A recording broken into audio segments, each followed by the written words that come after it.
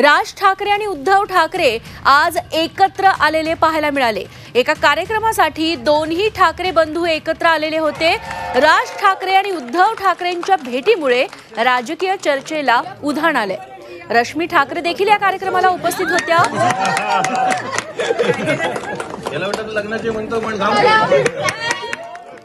राज यांची बहीण जयवंती यांच्या मुलाचा साखरपुडा पार पडला।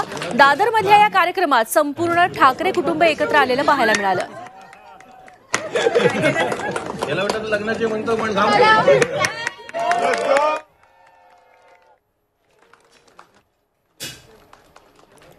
तेव्हा घरगुती कार्यक्रमानिमित्त राज ठाकरे उद्धव ठाकरे हे आपल्या पत्नींसोबत आलेले होते, मात्र त्यांच्यात फारसा संवाद झाला नाही अशी माहिती मिळतेय। मात्र हे दोन्ही कुटुंब बऱ्याच काळानंतर एकत्र आल्यामुळे राजकीय वर्तुळात साहजिकच चर्चा सुरू झाली आहे।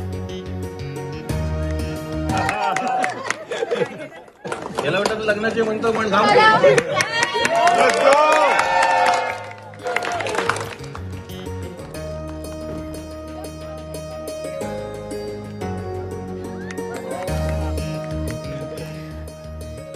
आणि याबद्दलच अधिक माहिती देण्यासाठी आमचे प्रतिनिधी देवेंद्र कोल्हटकर आता आपल्या सोबत आहे। देवेंद्र, दोन्ही ठाकरे घरगुती कार्यक्रमानिमित्त का होईना सोबत दिसले, काय याबद्दल अधिक तपशील तुमच्याकडे?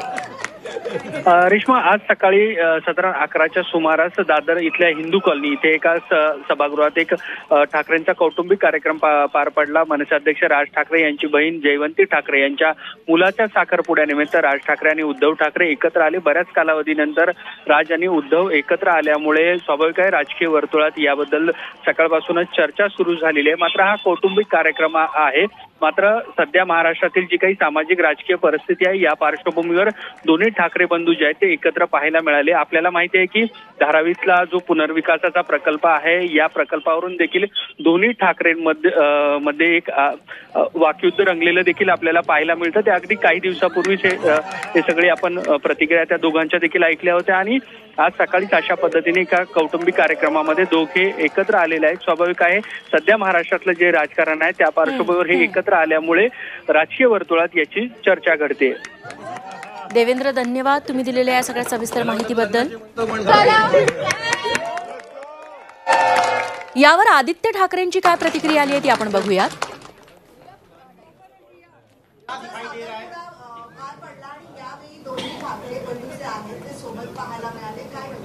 नाही, मला वाटतं शुभेच्छा दिल्या त्यांनी।